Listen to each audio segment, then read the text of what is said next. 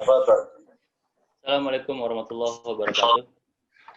Innal hamdalillah nahmaduhu wa nasta'inuhu wa nastaghfiruh Waalaikumsalam. wa na'udzu billahi min syururi anfusina wa min sayyiati a'malina.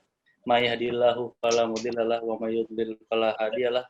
Asyhadu an la ilaha illallah wahdahu la syarikalah wa asyhadu anna Muhammadan abduhu wa rasuluh.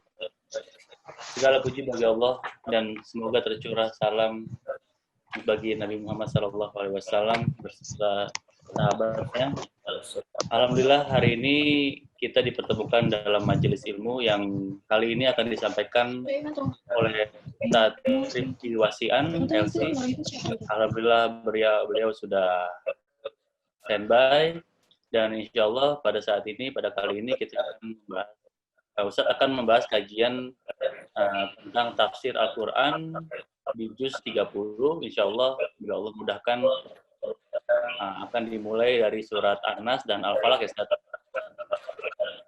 Insya Allah.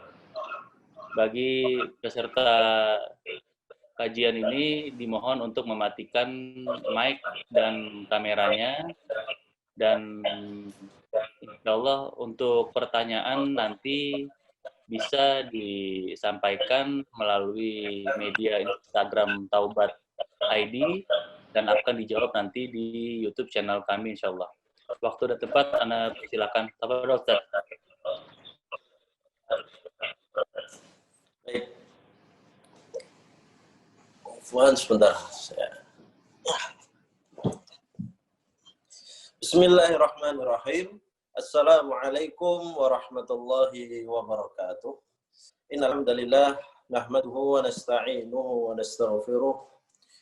ونعوذ بالله من شرور أنفسنا ومن سيئات أعمالنا من يهده الله فلا مضل له ومن يضلل فلا هادي له أشهد أن لا إله إلا الله وأشهد أن محمدا عبده ورسوله قال الله تعالى في القرآن الكريم أعوذ بالله من الشيطان الرجيم يا أيها الذين اتقوا Allah haqqa tuqatih wa la tamutunna illa wa antum muslimun. Kaum muslimin, semoga Allah Subhanahu wa taala merahmati kita semuanya. Bersyukur kepada Allah Subhanahu wa taala atas segala limpahan rahmat dan karunia-Nya. Salawat serta salam kita haturkan kepada junjungan Nabi besar kita Muhammad sallallahu alaihi wasallam. Alhamdulillah, pada kesempatan kali ini, walaupun kita terbatas oleh jarak, akan tetapi Alhamdulillah, Allah telah membuat manusia ini lebih istimewa daripada yang lainnya. Diberikan akal, kreativitas, diberikan inovasi, sehingga walaupun kita berjarak jauh, akan tetapi kita tetap bisa mengadakan sebuah majelis ilmu, yang mana majelis ilmu tersebut akan bisa mendatangkan keridhaan dari Allah Subhanahu wa taala dan juga akan bisa mendatangkan rahmat dari Allah Subhanahu wa taala.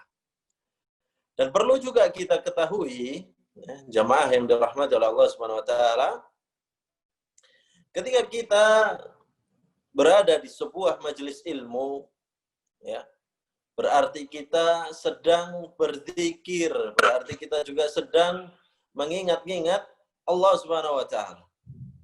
Ya.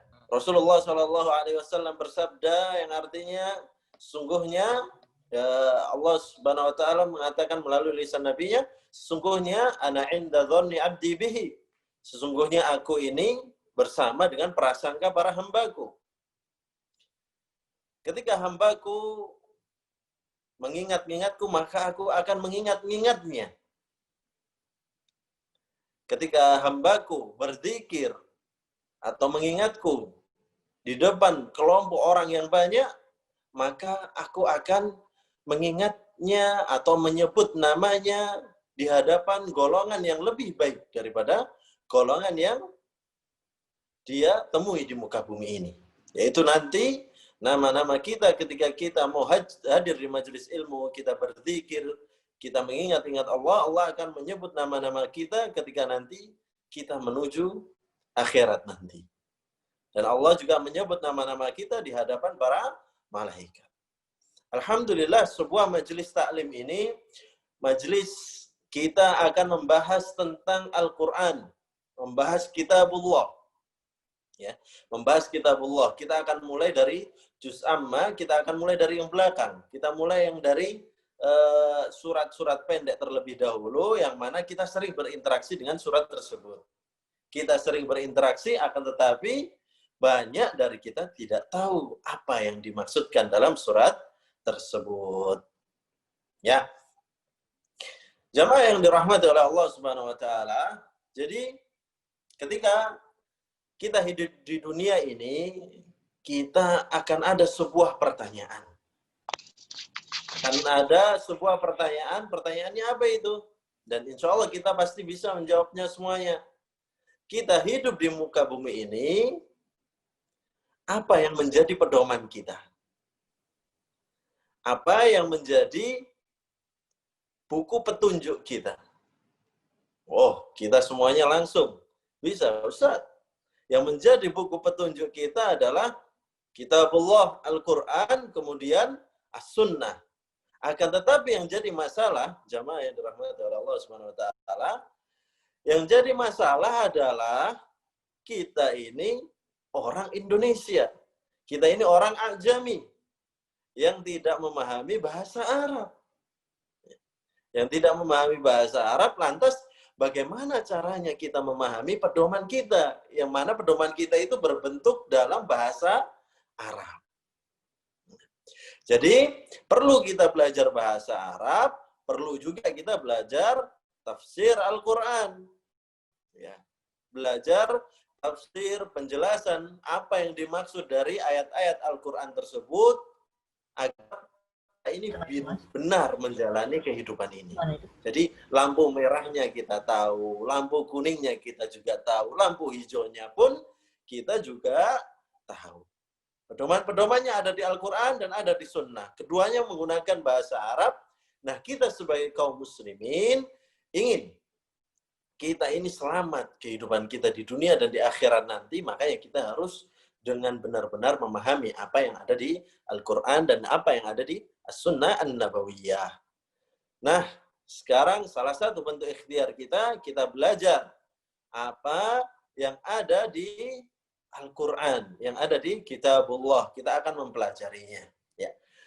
Insya Allah pada malam hari ini kita akan mempelajari dua surat, surat Al-Falaq dan surat An-Nas. Yang mana ini sering disebut dengan surat Al-Mu'awwidhatan. Apa itu maksudnya Al-Mu'awwidhatan? Nah, sebelum kita mulai, alangkah baiknya jamaah sekalian menyiapkan Al-Qur'annya atau buku tulisnya untuk apa? Untuk mencatat ilmu. Ya. Ilmu ini kalau nggak dicatat, ini larinya cepat. Ya. Jadi ilmu ini kita catat dan nanti kita akan murajaah, kita akan pelajari dan juga nanti bisa menjadi pedoman kita. Jadi biar jangan hilang. Boleh Al-Quran kesayangannya dibawa, kemudian ada seperti di sini misalkan di sampingnya ini ada yang kosong, ya, ada yang kosong, kita bisa tulis di sana faedah-faedahnya atau maksud dari ayat tersebut. Ya. Sudah disiapkan penanya juga, kita menyiapkan untuk menulis. Jadi kita akan pelan-pelan saja. Ya. Kita akan bahas kata per artikan kata tersebut, nanti kita maksudnya apa. Jadi kita akan mulai pembelajaran ini dan insya Allah kita akan rutin lakukan. Jika Allah Subhanahu wa taala berkehendak dan memberikan keistiqomahan kepada kita, nanti kita akan selesaikan juz 30. Kapan selesainya? Jangan ditanyakan kapan selesainya, yang penting kita istiqomah jalan. Bismillah. Ya, yang akan kita bahas pada malam hari ini adalah Al-Mu'awwidhatan, dua surat pelindung. Ya.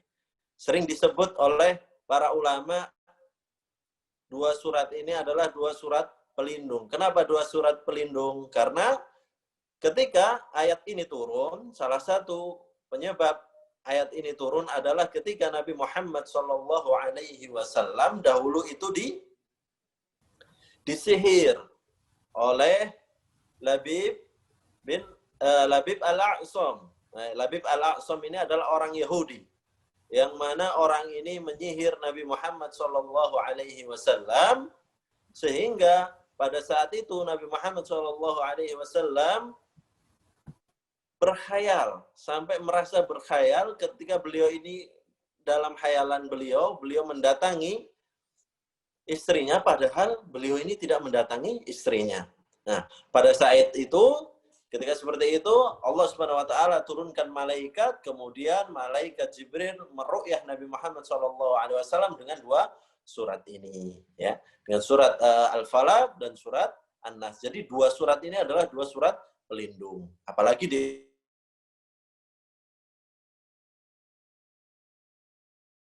ketika habis subuh, ketika habis maghrib, di zikir pagi petang, kemudian juga surat ini kita baca untuk melepaskan kita dari gangguan jin atau penyakit-penyakit dengan surat ini. Ya.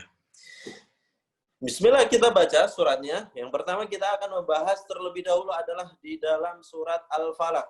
A'udzu billahi minasyaitonir rajim. Bismillahirrahmanirrahim.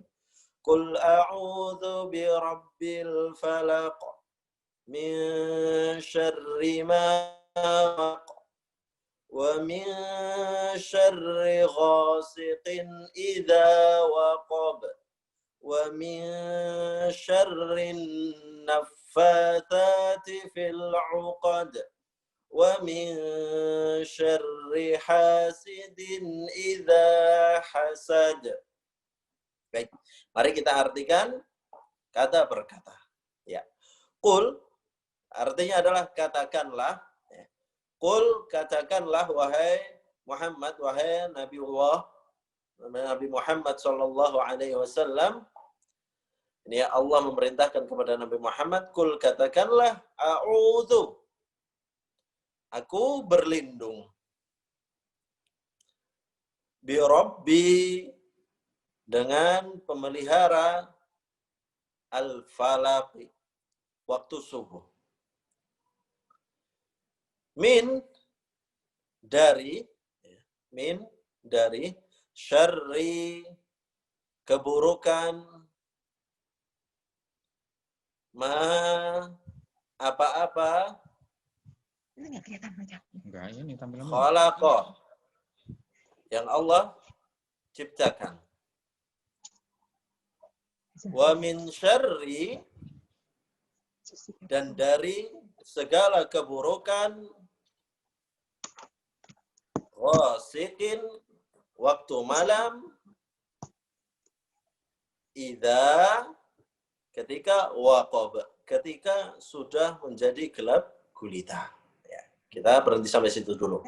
Qul a'udzu birabbil falaki, katakanlah wahai Muhammad, aku berlindung kepada pemelihara waktu subuh. Min syarri ma khalaqa, dari segala keburukan yang Allah ciptakan. Wa min syarri ghasiqin idza waqaba, dan dari keburukan waktu malam jika telah masuk gelap gulita. Ya. Di sini Nabi Muhammad SAW diperintahkan oleh Allah Subhanahu wa taala untuk memohon perlindungan kepada Rabbil Falaki, pemilik waktu subuh atau pemelihara waktu subuh. Jadi Allah Subhanahu wa taala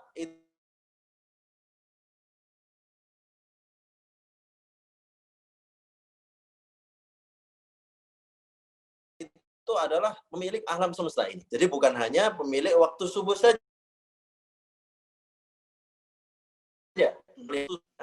Pemelihara memiliki alam semesta ini. Dunia ini kita itu juga miliknya Allah.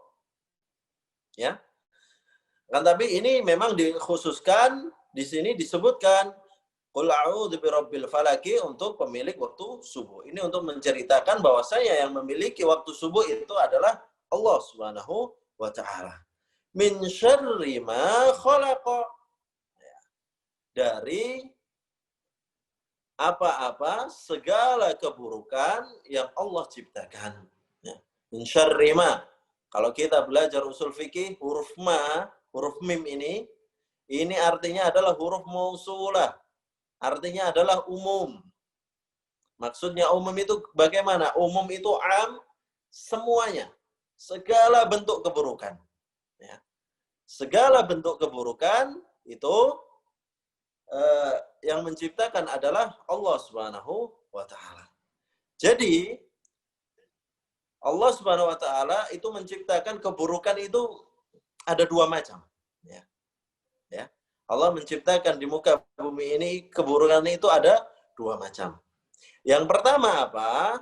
Yang pertama adalah yang memang makhluk ini hanya membawa keburukan saja. Atau dominan membawa keburukan saja. Contohnya apa? Contohnya adalah iblis. Contohnya adalah syaitan. Atau orang-orang jahat. Ya. Kemudian, yang kedua adalah makhluk-makhluk yang terkadang dia ini membawa keburukan. Yang terkadang membawa keburukan itu siapa? Bisa jadi orang-orang terdekat kita. Orang-orang di sekitar kita. Bisa jadi malam di sana ada keburukannya, bisa jadi hewan yang ada di sekitar kita itu bisa membawa keburukan kepada kita. Akan tapi itu terkadang saja. Ya, bisa jadi orang-orang dekat kita, ya. Seperti anak-anak kita bisa menjadi fitnah bagi kita, seperti Allah sudah berfirman dalam ayatnya. Innama azwajukum wa auladukum fitnah, menjadi fitnah. Bagaimana anak tersebut, saking kita sayangnya terhadap anak tersebut, kita sampai menghalalkan segala cara agar keinginan anak kita ini terpenuhi.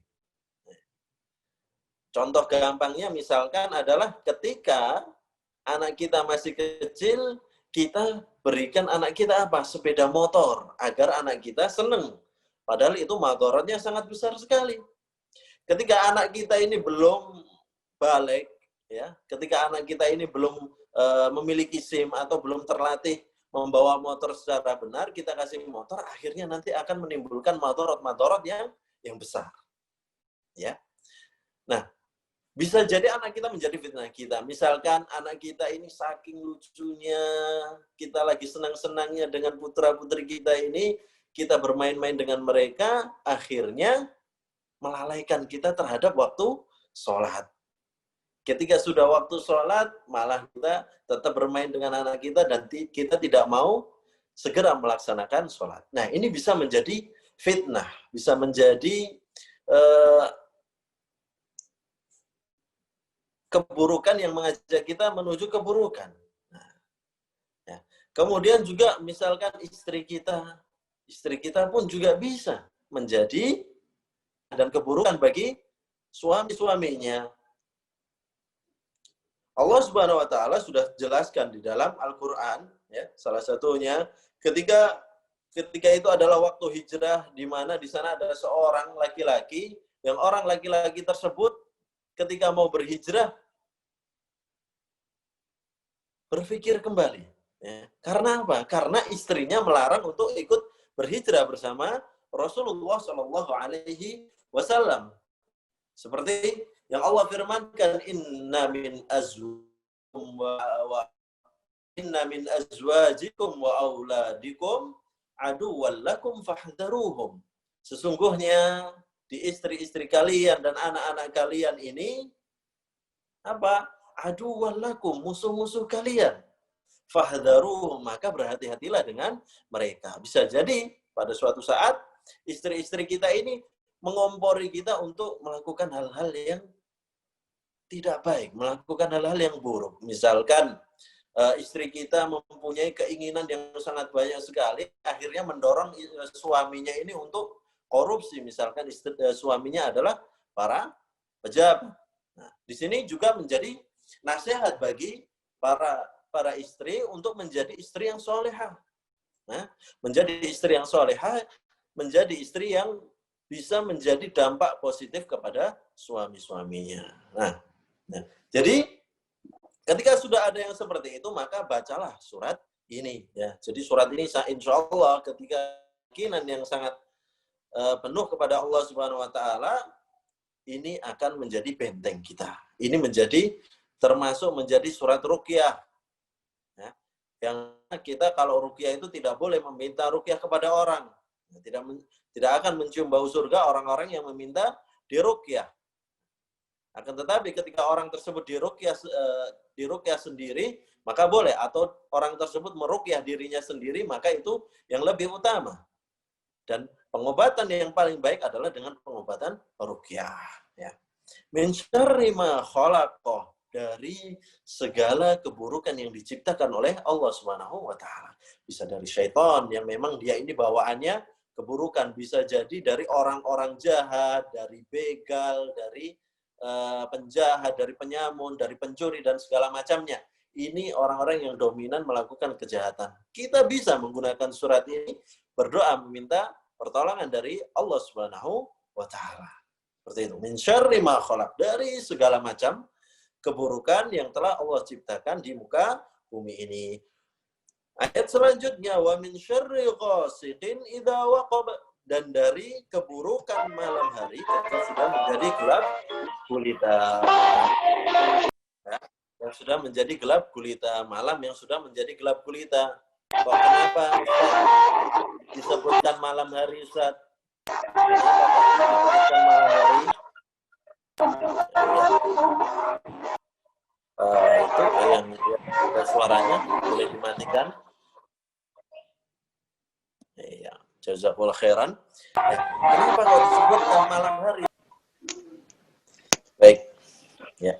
Wa min syarri ghasikin idza waqaba, dari keburukan malam ketika sudah gelap gulita. Jadi dominannya, kebanyakannya kejahatan itu terjadinya kapan? Malam hari.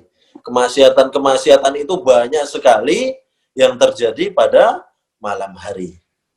Apakah ya? Memang. Kebanyakan begal terjadi kapan? Ketika malam hari.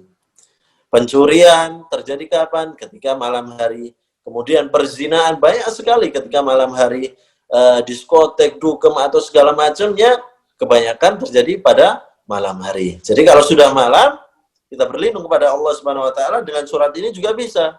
Dengan ketika kita pas berzikir pagi petang, ketika petang kita berzikir, atau ketika habis sholat, setelah sholat maghrib, kita juga berzikir dengan ayat ini juga bisa. Jadi ini juga menjadi pelajaran bahwasanya ketika malam hari itu sudah banyak dominannya itu adalah keburukan. Nah, jadi kalau pendidikannya kakek nenek kita yang dahulu itu ketika sudah malam, apa yang dilakukan? Anak-anak sudah tidak boleh keluar lagi. Ya. Semuanya anak-anak sudah harus berada di dalam rumah. Karena ketika malam hari madharatnya juga sangat banyak sekali.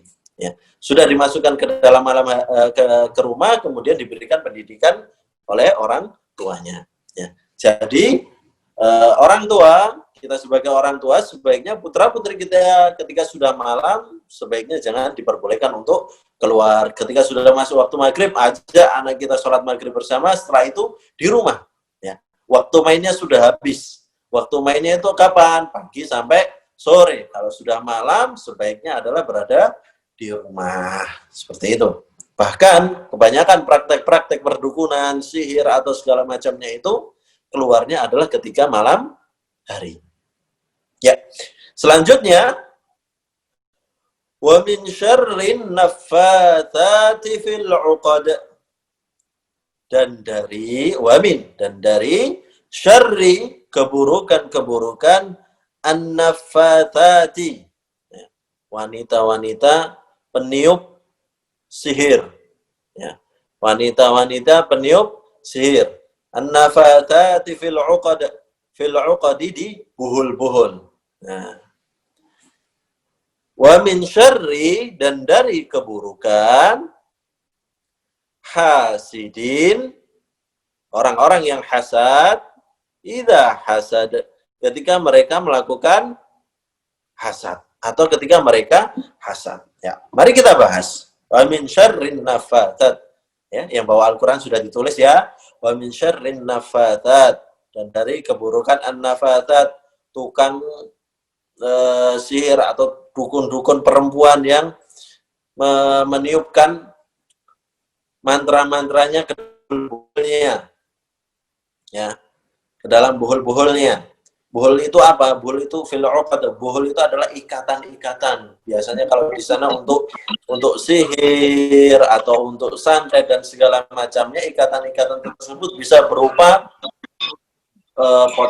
potongan kukunya, bisa juga berupa bekas rambutnya, ataupun bagian dari tubuhnya yang lain juga bisa. Kalau misal zaman sekarang bisa dari fotonya. Jadi sekarang lebih berhati-hati untuk menjaga foto kita bisa tersebar di kalangan umum. Ditakutkan di sana ada orang yang tidak senang dengan kita, akhirnya bisa mensihir kita, atau dalam bahasa kitanya adalah disantet ataupun dipelet, itu juga bisa. Ya. Wa min syarrin nafathat. An-nafathat, Ustaz, kok di sini kenapa dikhususkan an-nafathat, orang-orang wanita atau wanita-wanita yang meniupkan mantra-mantra di dalam buhul-buhulnya? Apakah di sana tidak ada dukun-dukun yang laki-laki? Ada. Ada. Ketika dulu pun juga ada, akan tetapi kenapa dikhususkan ini para wanita? Karena para wanita pada zaman dahulu kebanyakan para penyihir ini adalah wanita. Ya, jadi nenek sihir. Jadi kalau kita banyak melihat nenek sihir, ya memang benar. Sejarahnya banyak sekali wanita-wanita yang menjadi penyihir. Dan pendapat yang kedua, itu adalah pendapat yang pertama. Para ulama mengatakan bahwasanya karena memang di zaman dahulu itu kebanyakan penyihirnya itu adalah apa? Wanita. Pendapat yang kedua adalah karena sihir yang paling ampuh itu adalah dari golongan dukunnya ini. Kalau wanita itu lebih laki-laki. Karena hati wanita ini ketika berinteraksi dengan syaitan, berinteraksi dengan jin, bekerja sama untuk membuat sihirnya dengan sepenuh hati. Karena wanita ini biasanya lebih baper daripada laki-laki.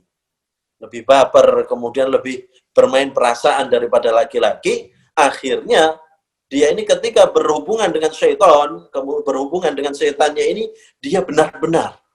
Jadi dengan sepenuh hati, tulus sekali, meniupkan buhul-buhulnya itu dengan tulus. Nah, itu membuat sihirnya semakin ampuh. Nah, kita berlindung daripada yang seperti ini karena kita nggak tahu. Ya. Seperti halnya ketika Rasulullah SAW disihir, ya. Disihir, di mana ditemukan buhulnya, ya. Di samping diru'yah oleh malaikat, kemudian juga ditemukan buhul yang mengikat si Rasulullah adalah di sebuah sumur tua, di sumur paling bawah dan di bawah batu. Buhulnya itu berada di bawah batu. Itu kalau bukan karena izin Allah SWT, maka akan susah sekali untuk menemukan buhulnya tersebut. Ya. Di bawah batu, dan akhirnya ketemu, diambil, kemudian dibakar atau dihancurkan buhul tersebut. Itu juga bisa membantu orang disembuhkan daripada ru'yah, daripada sihir tersebut. Orang kesantet atau orang sakit karena gangguan jin, itu biasanya ada buhul-buhul dikirimkan oleh dukun, disimpan di suatu tempat. Nah, itu perlu dicari dan diuraikan atau dibakar. Setelah seperti itu, baru nanti insya Allah dengan izin Allah akan disembuhkan, dan juga dengan ru'yah menggunakan ayat-ayat Allah Subhanahu wa ta'ala. Kemudian ayat yang selanjutnya, wa min syarri hasidin idza hasad, dan dari keburukan orang-orang yang hasad. Hasidin, orang-orang yang hasad, idza hasad, ketika mereka ini telah hasad. Nah, hasad itu yang bagaimana, Ustadz? Ya. Hasad ini subhanallah, ini adalah salah satu dosa yang pertama. Ya. Jadi Hasad oleh Syekh Ibnu Taimiyah disebutkan bahwasannya hasad itu adalah karahatun ni'mah 'alal ghairi. Dia ini membenci sebuah nikmat yang ada pada selain dirinya. Contoh gampangnya seperti ini, misalkan ada teman kita yang satu kantor, kemudian teman kita ini mendapatkan kepercayaan lebih, kemudian kita melihat teman kita, kok dia sih yang mendapatkan kepercayaan lebih. Nah, seperti itu sudah masuk hasad. Nah, ini hasad ini penyakit. Dan semua orang bisa terkena hasad ini. Kita melihat tetangga kita lebih kaya daripada kita, kemudian kita melihat dengan sinis. Loh, kok dia lebih kaya daripada saya? Itu termasuk hasad. Misalkan kita melihat, misalkan ada seorang wanita tiba-tiba murung ketika ditanya, kenapa wajahmu murung? Gitu. Iya, itu ada staf baru yang masuk, dia lebih pintar, lebih cerdas daripada saya. Itu termasuk hasad. Dan hasad ini termasuk dosa yang pertama yang ada di akhirat. Ya. Siapa yang melakukannya? Yang melakukannya adalah iblis. Yang melakukan dosa hasad ini adalah iblis. Gimana hasadnya iblis, Ustaz? Ya, ketika, jadi dulunya ini, iblis ini adalah makhluk yang beribadah. Iblis ini adalah makhluk yang taat beribadah, kemudian iblis ibadahnya sangat bagus, sampai-sampai dia ini bergaulnya itu bersama malaikat, bisa ngobrol bersama malaikat, iblis ini. Nah, sudah posisinya seperti itu, Allah ciptakan Nabi Adam. Kemudian Allah juga perintahkan kepada malaikat kepada iblis tersebut untuk bersujud kepada Nabi Adam atas perintah Allah Subhanahu wa taala. Apa yang dikatakan oleh iblis? Iblis menolaknya. Iblis menolaknya dan mengatakan, ana khairum minhu. Aku lebih baik daripadanya. Khalaqtani min nar. Engkau ciptakan aku ya Allah dari api. Wa khalaqtahu min tin. Dan engkau menciptakan Adam ini dari tanah. Masa iya aku yang diciptakan dari api seharus sujud dengan makhluk yang diciptakan dari tanah. Nah, ini dosa hasad. Dosa hasad yang pertama dilakukan oleh iblis. Kemudian dosa hasad pertama dilakukan juga di dunia ini oleh siapa? Oleh anak Adam. Yang ketika dua orang anak Adam disuruh untuk berkorban kepada Allah Subhanahu wa taala, yang satu diterima, kemudian yang satu tidak diterima. Apa yang dikatakan? La aqtulannak, aku akan membunuhmu. Ya. Jadi dosa hasad bisa mengantarkan sampai ke pembunuhan. Jadi hasad ini kita tidak berbicara hasad orang yang jauh daripada kita. Hasad ini biasanya malah dilakukan oleh orang-orang yang di sekitar kita, teman sekantor kita, anak kita, di antara dua anak kita, di antara saudara, kakak beradik, bisa terjadi dosa hasad ini. Dan ini sangat buruk sekali akibatnya. Dan buruknya hasad ini juga bisa sampai menjerumuskan sampai ke pembunuhan. Contohnya adalah anak-anak dari Nabi Adam, Qabil dan Habil. Subhanallah.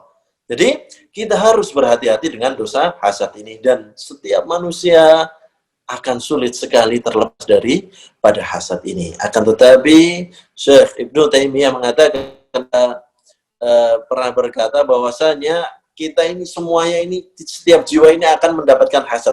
Bagaimana cara mengatasinya? Cara mengatasinya adalah ketika sudah ada timbul hasad di dalam hati kita, maka kita langsung diam, tidak mengungkapkannya. Jadi setiap jiwa pasti akan merasakan dosa hasad tersebut, akan tetapi orang yang mulia, orang yang bijak, dia akan menahan hasadnya tersebut, dan orang yang serampangan, dia akan mengucapkan hasadnya tersebut dan menunjukkan hasadnya tersebut dan akan tenggelam di dalam dosa hasadnya tersebut. Jadi kita berlindung kepada Allah Subhanahu wa taala agar kita semuanya ini terhindarkan daripada dosa hasad. Ketika sudah ada terbetik rasa hasad di dalam diri kita, kita langsung beristighfar kepada Allah Subhanahu wa taala, kemudian kita tahan di dalam hati kita, jangan kita keluarkan, kita mohon ampun kepada Allah Subhanahu wa taala.